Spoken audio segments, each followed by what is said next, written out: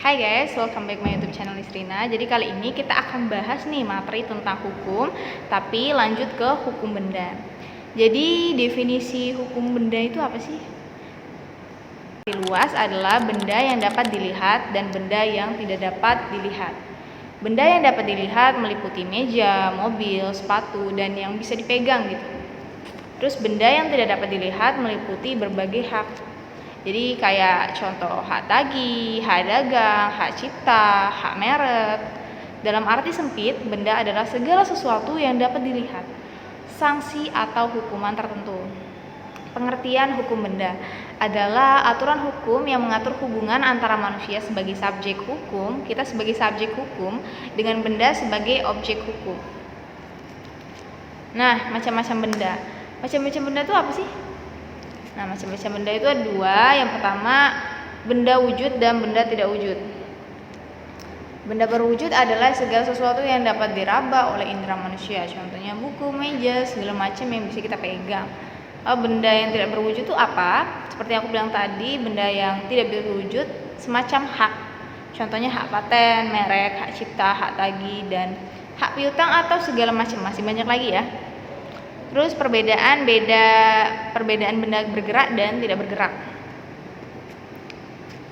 Benda bergerak adalah benda yang dapat dipindah-pindahkan nih, digolongkan sebagai benda bergerak karena sifatnya yaitu benda tersebut dapat dipindah-pindahkan. Yang kedua, ketentuan undang-undang. Suatu benda digolongkan benda bergerak karena memang demikian ketentuan undang-undangnya.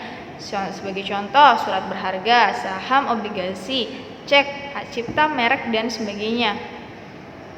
Yang kedua, benda tidak bergerak. Pada umumnya adalah benda tetap atau benda yang tidak dapat dipindahkan, namun masih dapat dibedakan karena faktor-faktor sebagai berikut. Yang pertama itu ada sifatnya.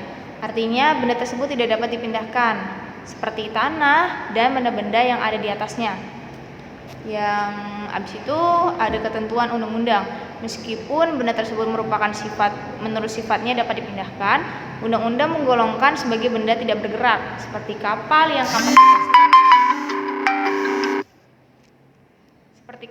kapasitasnya lebih besar daripada 20 meter persegi dan pesawat terbang. Terus ada tujuan pemakaiannya.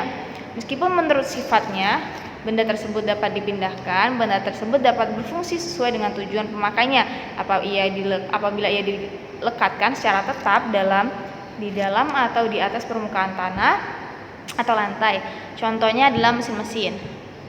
Terus ada kedudukan berkuasa adalah keadaan di mana seseorang menguasai suatu benda seolah-olah miliknya sendiri dan dilindungi oleh hukum tanpa melihat siapa pemilik sebenarnya.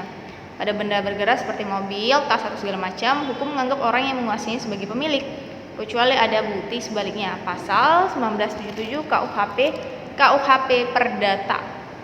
Dalam benda tidak bergerak seperti tanah atau rumah, kepemilikan tidak ditentukan dari siapa yang menguasainya, tetapi dari nama yang terdaftar secara resmi di Badan Pertanahan Nasional atau yang kita kenal PBN.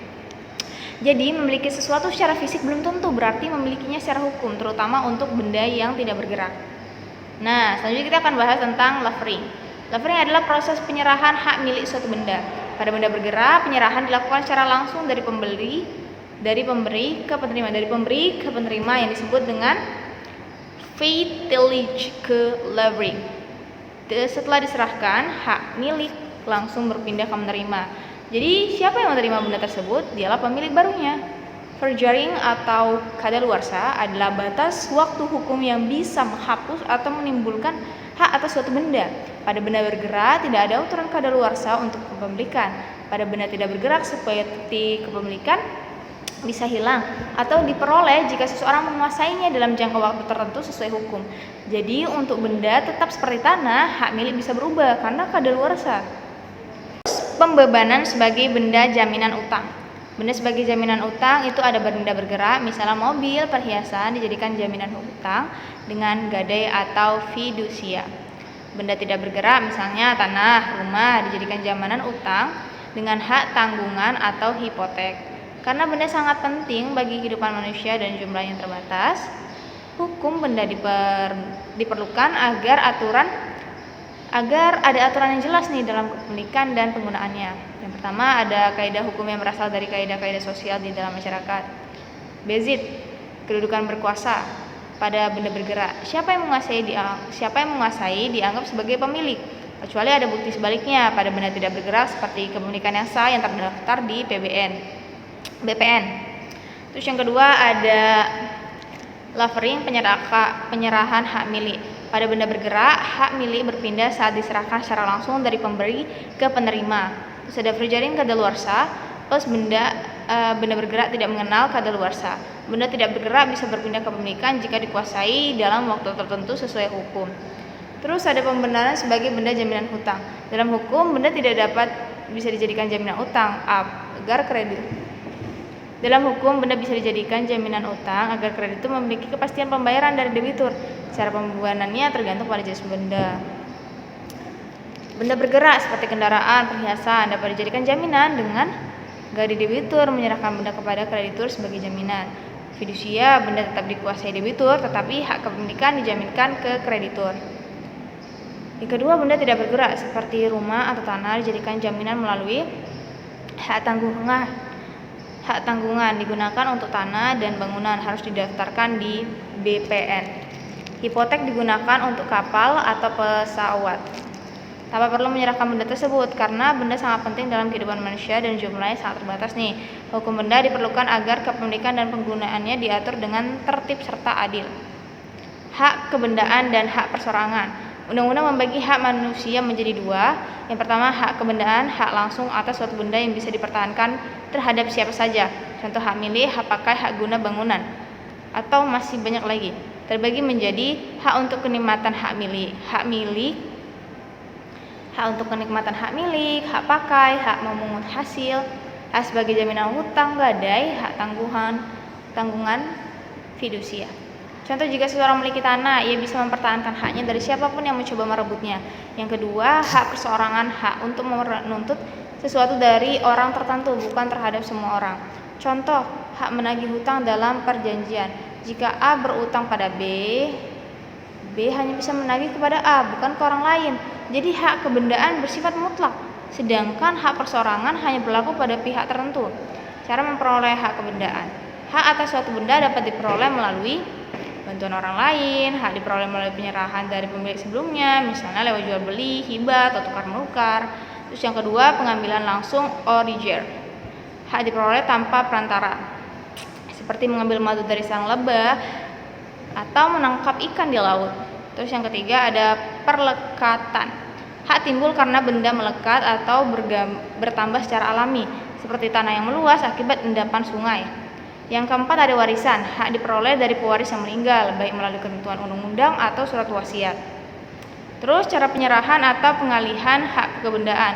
Dalam hukum, hak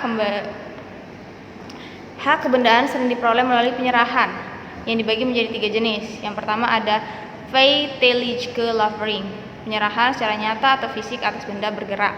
Contohnya merekam barang tersebut dari tangan ke tangan. Yang kedua ada Jurisdictie levering, penyerahan secara hukum untuk benda tidak bergerak seperti tanah harus dibuat akta autentik atau balik nama agar haknya sah nih secara hukum.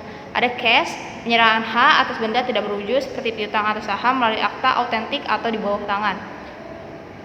Selanjutnya kita akan membahas tentang piutang-piutang yang diistimewakan. Dalam hukum, semua harta seseorang menjadi jaminan untuk membayar utangnya.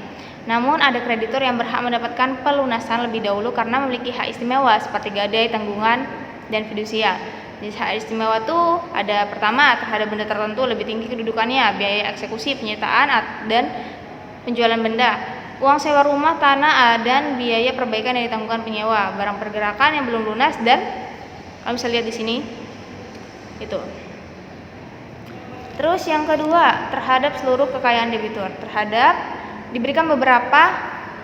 diberikan berdasarkan sifat utang dan berlaku atas semua aset debitur.